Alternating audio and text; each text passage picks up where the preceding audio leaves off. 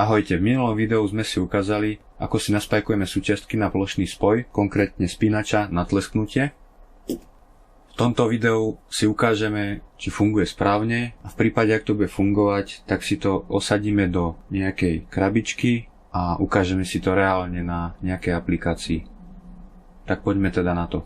Pripojíme si to na zdroj napájací, je to napájané 12 V, pripojíme si káble do napájacieho zdroja s banánikmi.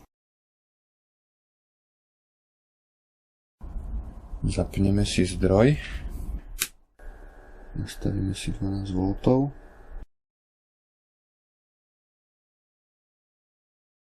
Pripojíme si napájacie napätie do svorkovnice.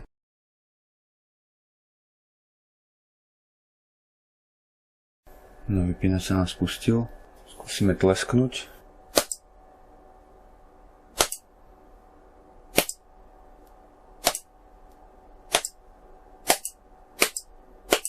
Na jemnejšie tlesknutie nereaguje. Týmto odporovým trimmerom sa dá nastaviť citlivosť mikrofónu.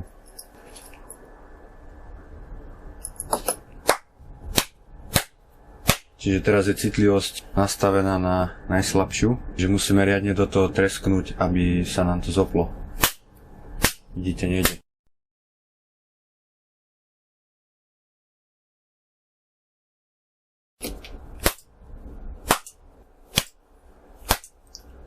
Super, takže citlivosť by sme mali nastavenú. Poďme si teda zmerať odber tohto zariadenia v kľudovom a zapnutom stave. Dám si to takto.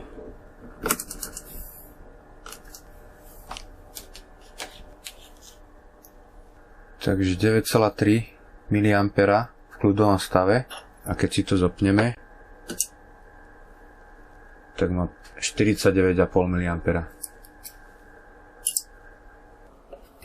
Celý tento spínač osadíme do takéto krabičky. Keďže to aplikácia použitá na LED pasík, tak tam dáme takéto konektory na 12 V, vstupný, výstupný. Do tohoto pripojíme trafo a tento pripojíme na LED pas. Keby sme chceli použiť aplikáciu na 230 V, čo vlastne toto relátko je spôsobile spínať 230 V, 10 A, tak by sme museli do cesty zapojiť nejaké trafo alebo nejaký spínaný zdroj, ktorý nám najskôr zníži napätie na tých 12 V, alebo môžeme použiť nejakú starú nabíjačku z mobilného telefónu, ktorých máme určite každý plný šuflík, a k tomu nejaký DC konverter step up.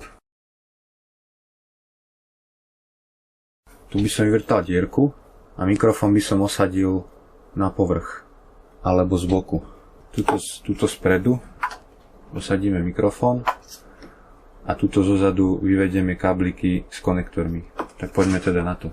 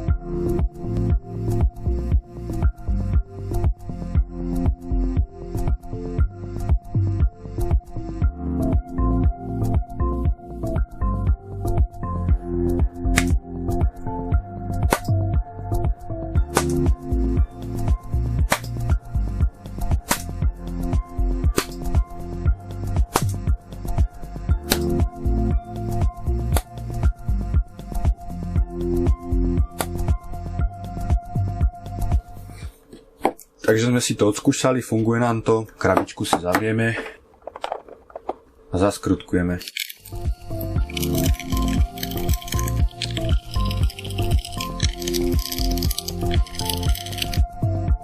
Hotovo.